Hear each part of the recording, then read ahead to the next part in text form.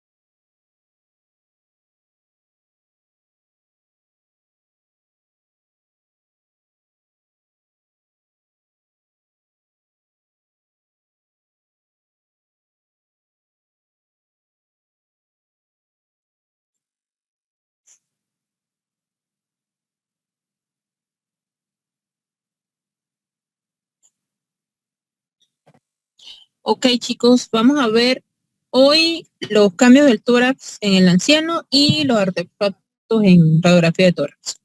¿Me escuchan bien? Sí, profesora. Sí. Okay. Sí. Bueno, los cambios del tórax con la edad empiezan a aparecer después de los 65 años, o sea, desde los 65 años más o menos. Y eso va a depender de la alimentación del paciente, de la genética y si tiene alguna comorbilidad asociada. Y bueno, esto se ve cada día más debido a las mejores condiciones de vida y a los avances médicos, así los pacientes tienen una mayor longevidad.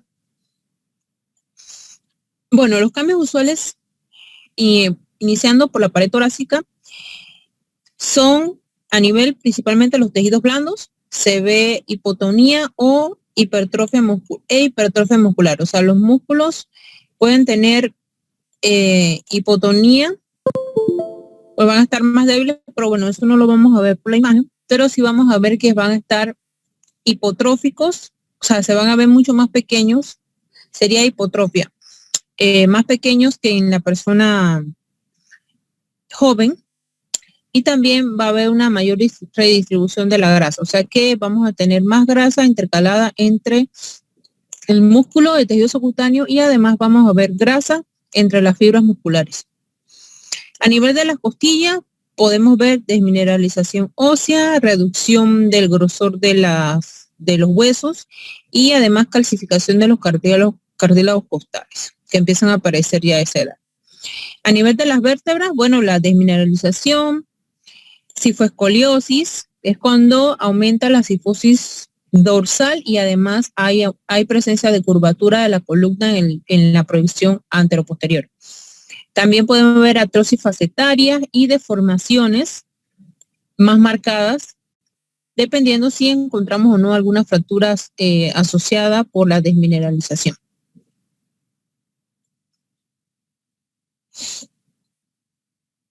A ver.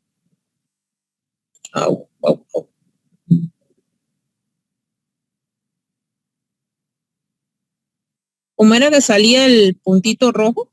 Ya no quiere salir. Aquí ya sale. Ok, bueno, aquí vemos en la imagen A, ambas son imágenes de tomografía en cortes axiales.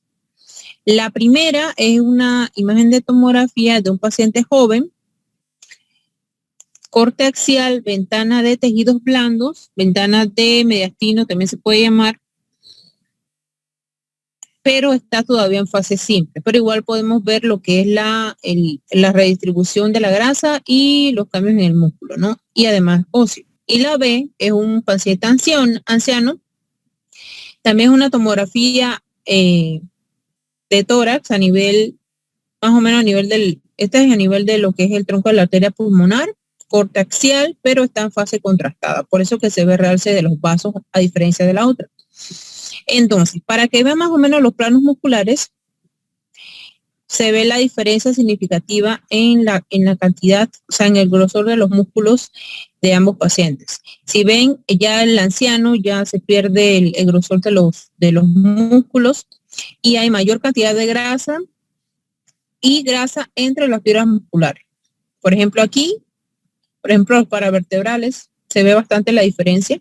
Ya empieza a aparecer la grasa redistribuida entre las fibras de los músculos. Y también vemos que las costillas son un poco más delgadas. Más delgadas que en el paciente joven. Bueno, y acá en la siguiente imagen es lo similar, pero para que vean la redistribución de la grasa.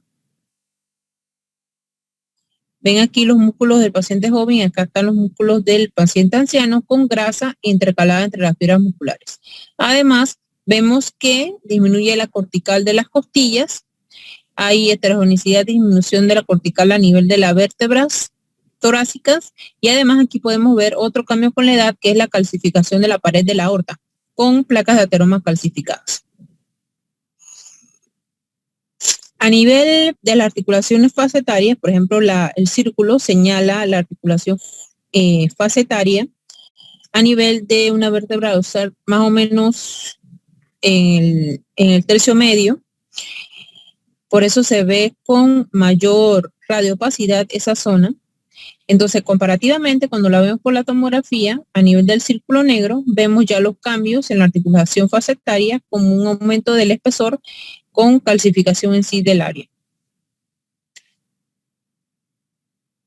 Esta imagen es para mostrarles cómo se disminuye la densidad ósea y ven que casi ni se ven los cuerpos vertebrales dorsales y disminuye el grosor, o sea, la altura de los cuerpos vertebrales dorsales.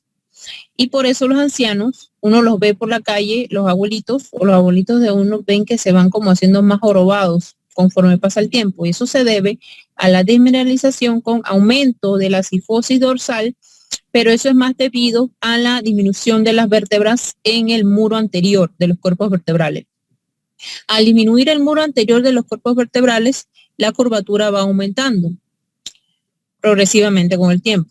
Al nivel del diafragma, que podemos ver la ampliación de los hiatos, modificaciones parietales, también el tórax en campana y el tórax en barril. Acá tenemos un ejemplo, una radiografía de tórax póstero anterior de un paciente anciano, en la cual vemos los diafragmas están como aplanados, lobulados y aplanados.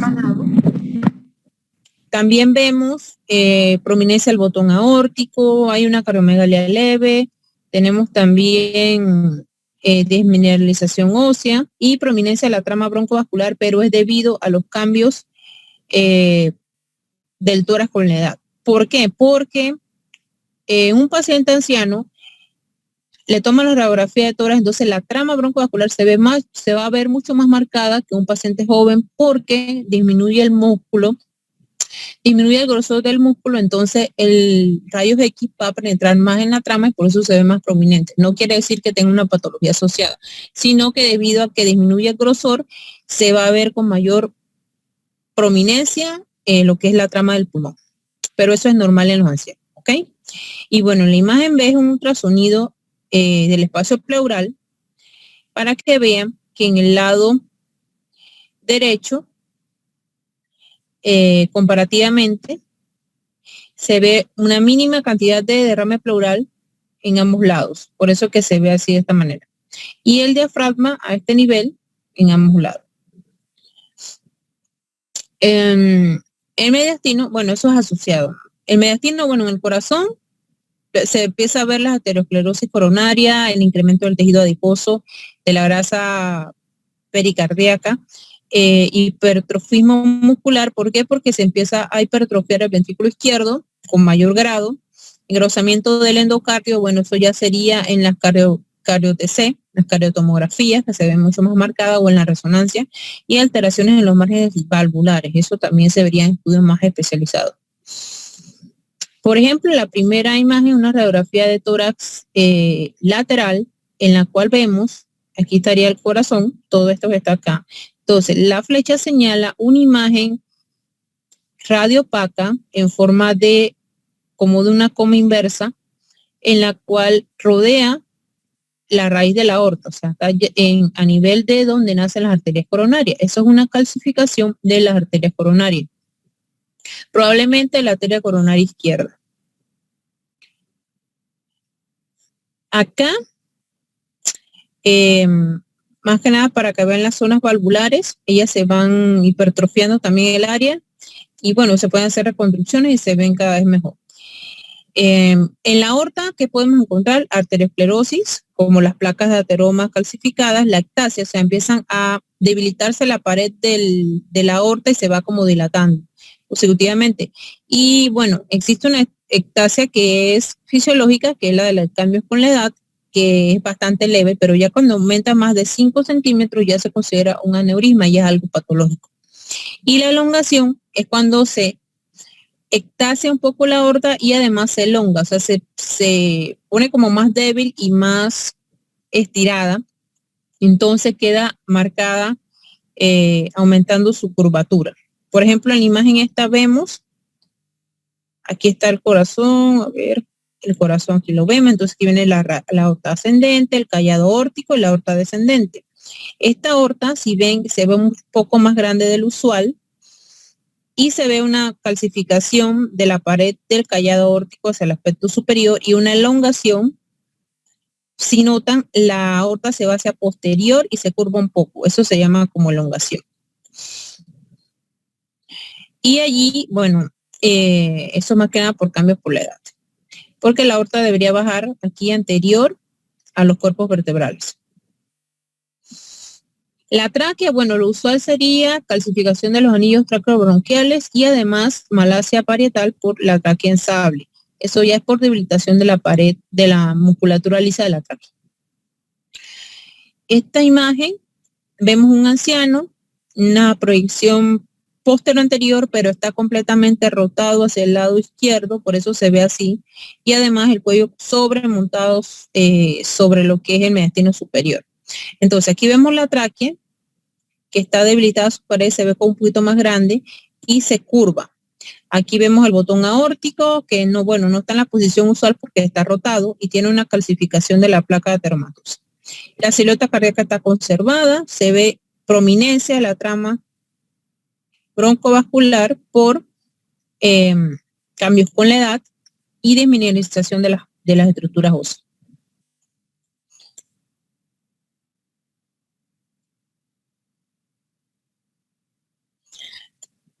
Bueno, y acá, se fue.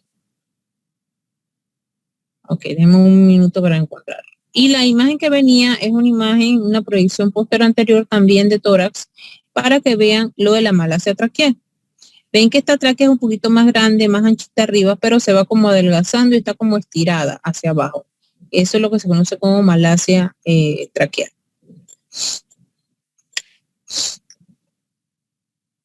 Y bueno, hasta allí era esta diapositivas.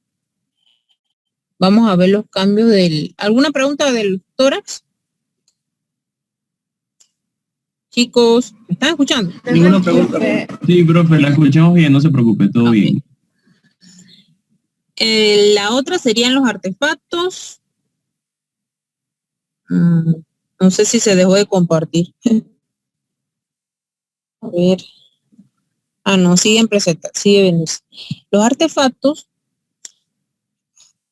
es bastante usual verlo más en los pacientes de cuidados intensivos porque vamos a ver mucho los catéteres venosos centrales, los tubos pleurales, estas cosas, ¿no? Pero también existen artefactos que derivan del paciente, ya sea por alteraciones morfológicas, como los lunares, las tetillas, que a veces están en diferentes posiciones, también los artefactos externos que puede traer el paciente, por ejemplo, los collares, los aretes, el cabello, todos esos se consideran como artefactos. Entonces, se dividen en artefactos internos y artefactos externos. Usualmente son inevitables, pueden conducir a una mala interpretación de la imagen si uno no está anuente o si la historia clínica no lo nos menciona. Algunos dependen de la técnica radiográfica y bueno, esto del paciente, como les mencioné, y también de artefactos externos, ya sea metálicos o de una densidad bastante visible. Bueno, en cuanto a la penetración insuficiente, se considera un parámetro técnico, o sea, un artefacto técnico. Eso es cuando toman la placa los licenciados y les queda poco penetrada, o sea, que queda más blanca del usual. ¿Qué tenemos cuando eso ocurre? Que el hemidiafragma izquierdo puede no ser visible porque la base pulmonar se va a ver opaca y simular o ocultar una neumonía del lóbulo inferior o un derrame pleural de ese lado. Y las marcas pulmonares, los vasos sanguíneos de los pulmones, van a estar más prominentes del usual y puede llevar a una confusión, hacer pensar que el paciente tenga una insuficiencia cardíaca congestiva o una fibrosis pulmonar, pero es más que nada por una penetración insuficiente. Por ejemplo, si ven esta imagen, vemos que, bueno, para ver si la penetración está bien, o sea, adecuada, debemos ver los últimos cuerpos vertebrales dorsales a través de la silueta cardíaca. Pero si notan, en esta imagen no se ven completamente radiopacos, o sea, no se definen los cuerpos vertebrales dorsales. Entonces, si notan, si vemos hacia lo que es la base izquierda, se ve completamente opacificada y puede hacernos pensar que exista algo allí o hacernos pasar a que no exista. Pero bueno, es más que nada por un artefacto. Por eso es que siempre tenerlo presente. Pero si notan, se ve mucho más. Y además, el pulmón se ve más blanco del usual. Penetración excesiva es todo lo contrario. Lo que nos puede llevar es a pensar que no exista algo o que tengamos un neumotórax o un enfisema pulmonar. Eso es cuando las máscaras pulmonares en verdad son reducidas o inexistentes, o sea que la placa, como dicen antiguamente, está quemada, o sea, muy penetrada. En este caso, vemos que se ve mucho más negra arriba que abajo, está más penetrada, y los vasos pulmonares, o sea, la trama broncovascular casi ni se ve, es imperceptible.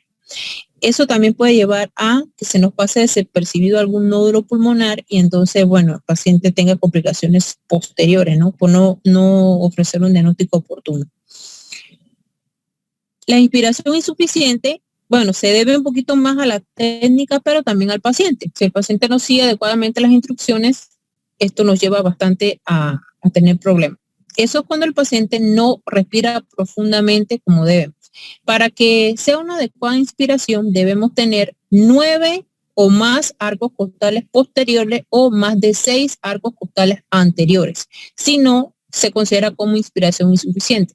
La inspiración insuficiente hace que la silueta cardíaca se vea mucho más grande de lo normal y que las marcas pulmonares se vean apiñadas más que nada hacia los tercios inferiores de los lóbulos de los campos pulmonares.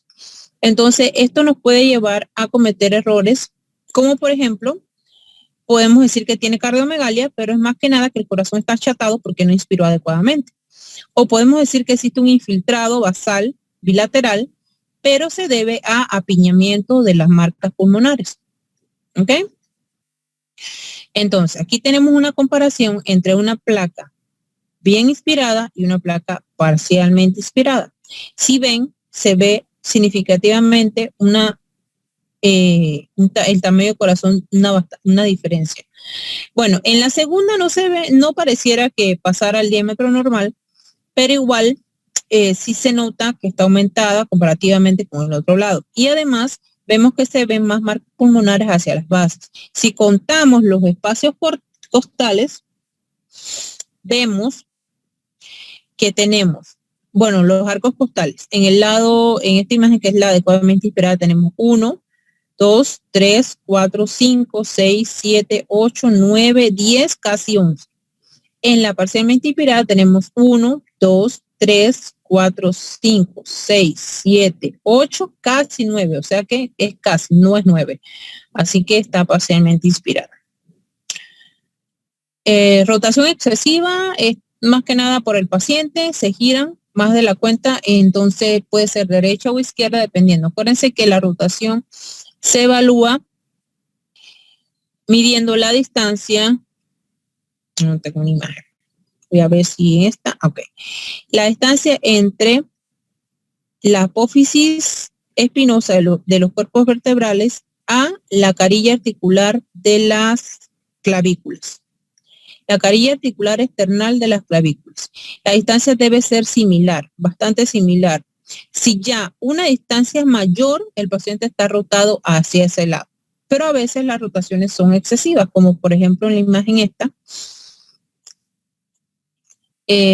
Vemos completamente el paciente rotado hacia el lado izquierdo, porque el diámetro es mayor hacia acá.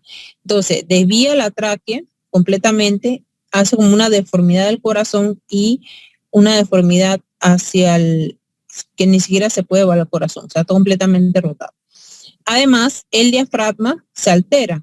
Vemos que el diafragma izquierdo como si estuviera elevado, pero no es elevación en sí verdadera, sino es por la rotación. También vemos aquí que las escápulas se ven mucho más diferentes, o sea, se ve como si la escápula izquierda tuviera mucho más adentro que la derecha, eso por la rotación. Y dime. Estoy aquí en la casa, en una clase ahorita. Ah, ok. En casa, en una clase ahorita mismo que adelantaron ahí. Ok, y también lo que es en la base pulmonar del lado derecho, se ve apiñamiento de lo que es la trama broncovascular, puede simular un infiltrado intersticial, pero es más que nada por la rotación. Entonces, todas esas cosas hay que tenerlas en cuenta. La angulación, bueno, esto depende de la forma que adquieran las clavículas en la proyección. Eso cuando vemos las clavículas a nivel o por encima de las primeras costillas posteriores en la imagen frontal. Y bueno, ya en la proyección lorótica apical, bueno, ya eso es una proyección que se utiliza especialmente para evaluar los ápices pulmonares y el paciente adquiere como una posición algo diferente, entonces hace que se vean mucho más marcados los espacios. Si notan aquí, las clavículas se ven completamente horizontales, ¿ok? Y los ápices se ven libres. O sea, no tienen ni un hueso sobre ellos, así los podemos evaluar adecuadamente. Pero ya todo lo demás se distorsiona porque se altera lo que es la morfología usual del tórax y también los hemidiafragmas. A ver. Bueno, este es un artefacto del paciente en la proyección lateral y se debe a que el paciente en la lateral no elevó los brazos como debía ser, o sea, que elevó los brazos frente al tórax, frente al pecho. Entonces la grasa, el músculo y el tejido subcutáneo del brazo cae y se proyecta sobre el espacio claro retroesternal. Entonces hace pensar que el paciente tenga una masa en mediastino anterior, pero no es consecuencia de la mala posición del paciente, la posición no adecuada, entonces son los tejidos blandos de los brazos. La sombra del pezón, bueno, esto es fisiológico de cada persona, es más común verlo en el hombre, porque en la mama vamos a ver la sombra mamaria, pero también depende del tamaño del pezón.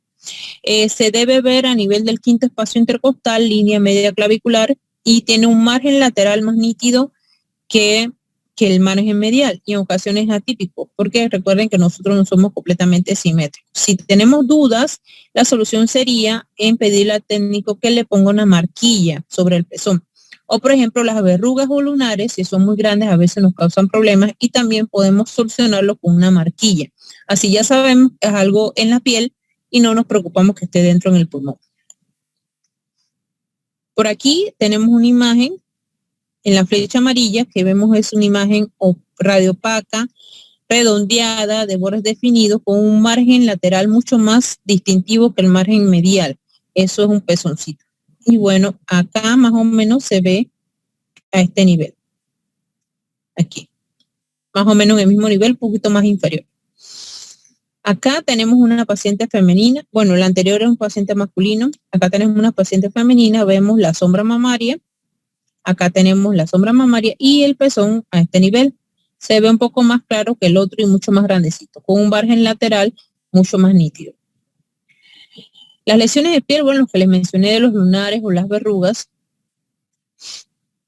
Este caso, por ejemplo, en la proyección, el paciente le tomaron una proyección postero anterior y una lateral. Entonces en la lateral vemos una imagen nodular proyectada en el mediastino medio, sobre los vasos del mediastino, pero esa imagen cuando la buscamos acá en la posterior anterior quedaría ubicada en línea media, o sea, no lo vemos en ninguno de los campos pulmonares, o sea, no es una lesión en pulmón.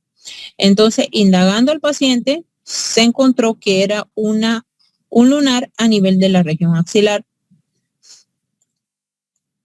El cabello se ve bastante común, las trenzas o los cabellos largos. Por ejemplo, esta paciente tiene una trenza proyectada sobre el ápice pulmonar izquierdo que puede simular una masa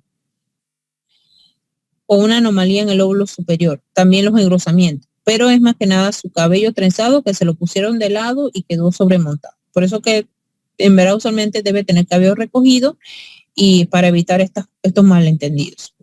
También el cabello suelto, también crea artefactos. Si ven, hay como líneas radiopacas que caen sobre los ápices superiores, pero es el cabello suelto de la paciente. Las sombras de las costillas, bueno, esto se ve usualmente, pero no es tan perceptible con el resto.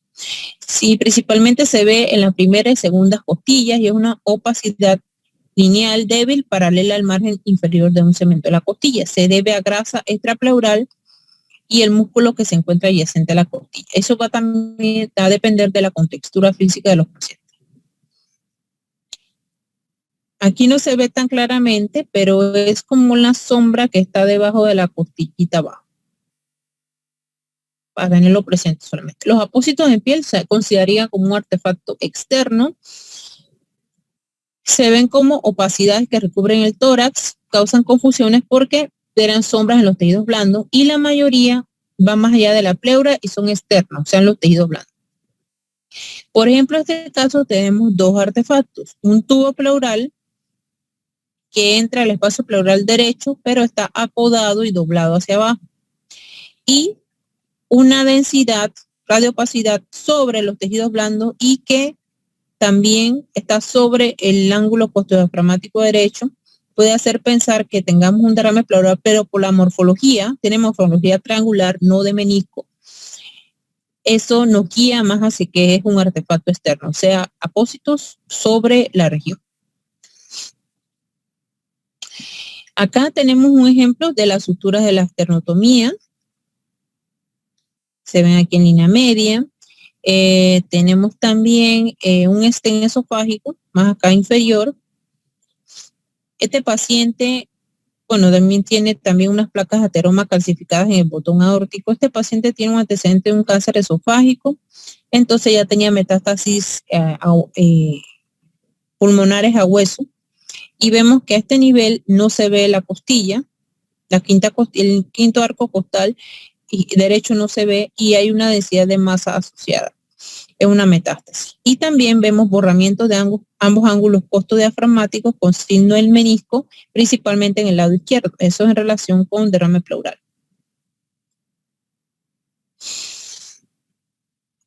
Nuevamente, las suturas de esternotomía. Hay una imagen de morfología valvular que parece una válvula tricúspide porque tiene 3 puntas de densidad metálica proyectada sobre el corazón. Bueno, eso es una prótesis valvular y también vemos esquirlas o artefactos puntiformes a nivel de lo que es la región de los tejidos blandos de la axila y la pared torácica lateral izquierda. Bueno, este es el artefacto el de collar, que se ve así usualmente. Los catéteres, este es un catéter de doble lumen, subclavio derecho con extremo distal en vena cava superior, se considera también como un artefacto. Y bueno, el catéter está adecuadamente posicionado, no tiene ruptura, no tiene doblez en su trayecto. Así que bueno, siempre eso hay que describirlo porque a veces los catéteres se van para el cuello y así si se van para hacia la yugular, puede causar edema cerebral dependiendo de la cantidad de líquido que le pongan al paciente, ¿no? Y bueno, también pueden salirse de lo que es su área, pueden estar fracturados o doblados, entonces no van a funcionar adecuadamente. ¿Alguna pregunta?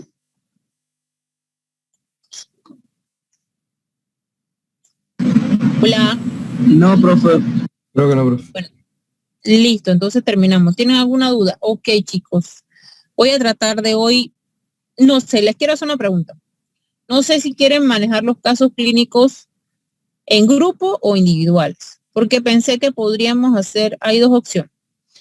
Poner un caso clínico más o menos por tema, por lo menos cada semana de aquí adelante, individual, y que cada uno lo vaya analizando y entonces me manda lo que piensa. Más o menos los casos clínicos nosotros son, le damos la historia clínica y ustedes más o menos indicarían qué estudios y la impresión diagnóstica, ¿no? ¿Qué estudios clínicos y qué harías para poder realizar ese estudio al paciente? Por ejemplo, tenemos un paciente con un dolor abdominal, leucocitosis, dolor abdominal difuso, una leucocitosis,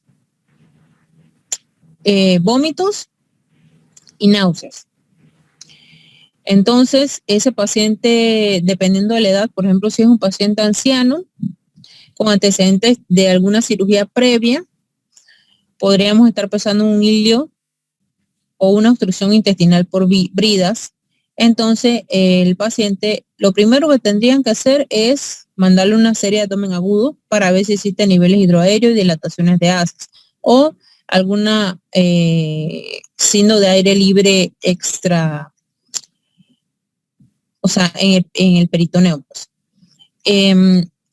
Y luego, dependiendo de eso, deciden si le tienen que hacer o no una tomografía. Entonces, si le van a hacer una tomografía, tendrían que ver si los niveles de creatinina están normales y si el paciente es alérgico o no, para tomar en cuenta lo de la clase de la premedicación y de las alergias al contraste. estas cosas, entonces allí, si le hacen la tomografía y el paciente tiene creatinina normal, no es alérgico ni nada, evoluciona adecuadamente, entonces le mandan la tomografía. Entonces, ¿qué hallazgos verían en la tomografía? Ya si en la tomografía tiene un diagnóstico definitivo, bueno, ya se queda hasta allí. Y así dependiendo del caso clínico. O podríamos hacerlo en grupos. Entonces serían 5 casos clínicos por grupo y solo hacemos un tema, o sea, una sola vez y ya. Y luego entonces nos vamos a los talleres de imágenes en sí. Así que quería saber para ver qué opinaban, qué preferirían, qué sería mejor para ustedes, porque no sé cómo están con las otras materias.